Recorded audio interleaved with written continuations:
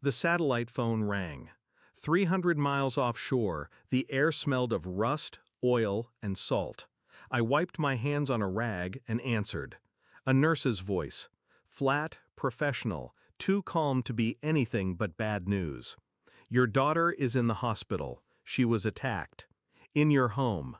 In the background, her voice, my daughter's. Broken, whispering as though she was afraid the world would punish her for telling the truth. Dad, Mom's boyfriend did it. He tried to make me lick his friend's shoes. When I refused, the line cut, but I heard enough. My rig foreman caught my expression, didn't ask questions, just nodded to the chopper pilot and called for an emergency evac. I sat in silence, staring at the horizon. The ocean stretched endless, merciless, deep. And inside me, something colder than the sea began to stir. I reached shore 12 hours later. My daughter lay in a hospital bed, bruises painted across her skin. She wouldn't meet my eyes. Shame had been forced into her like a disease.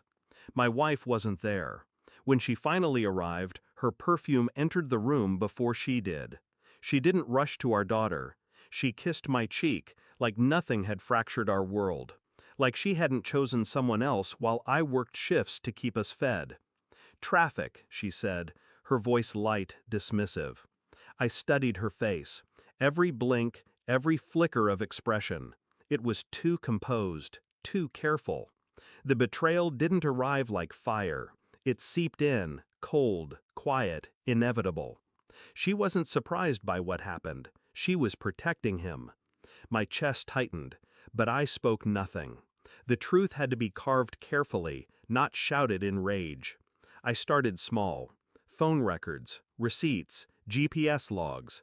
She didn't notice my silence was sharper than any question. She mistook it for restraint.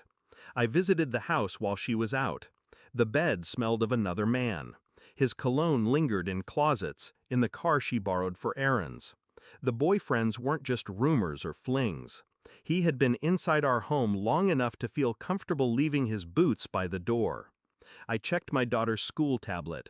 Messages saved under hidden folders. Photos. His voice telling her to be quiet or Mom will get angry. Each discovery cut deeper. Yet my face stayed still, my words measured. She laughed in the kitchen one evening while cooking, a laugh reserved for someone else, not me, not anymore. I watched her back, and I began to count the ways her lies stacked higher than the walls of our home. DNA doesn't lie. I sent samples, hair from my daughter's brush, saliva from a cup, my own blood. The envelope returned 3 weeks later. She wasn't mine. I stared at the results under a dim lamp. The paper shook once in my hands, then steadied. The storm inside me calmed, sharpened into something surgical. That night, I placed the report on the dining table. She entered, heels clicking, wine glass in hand. She saw the envelope, saw my eyes. What's this? Her voice cracked too soon. Guilt always shows itself early. Read. She tore it open, lips trembling. When her eyes scanned the page, she broke. A sound escaped her chest, half sob, half denial. I can explain. No. My voice was quiet, detached. I don't need explanations. Her tears hit the paper. But I stayed still, carved from stone. I slid my daughter's hospital bracelet across the table.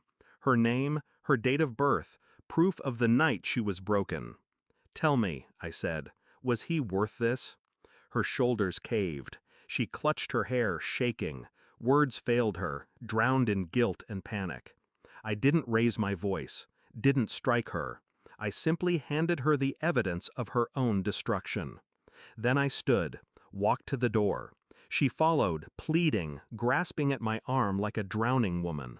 I peeled her fingers off, one by one. You chose him, I whispered. You protected him. Now you can live with him. The door shut behind me with the finality of a coffin lid. I sat outside, engine running, hands steady on the wheel. The night air felt cleaner than the life I left inside. My daughter, blood or not, was mine to protect. Not through shared DNA, but through the bond forged in pain and silence. She needed me. She needed distance from her mother's rot. I didn't feel pity or rage, only clarity. The ocean had taught me one truth: depth consumes everything. Secrets, lies, even love. If you sink deep enough, nothing comes back. As I drove away, I realized I wasn't grieving. I was free. And freedom, I learned, doesn't come with joy. It comes with silence. Thanks for watching. Don't forget to like, share, and comment. Subscribe now to Cheating Stories Insight World for more amazing stories.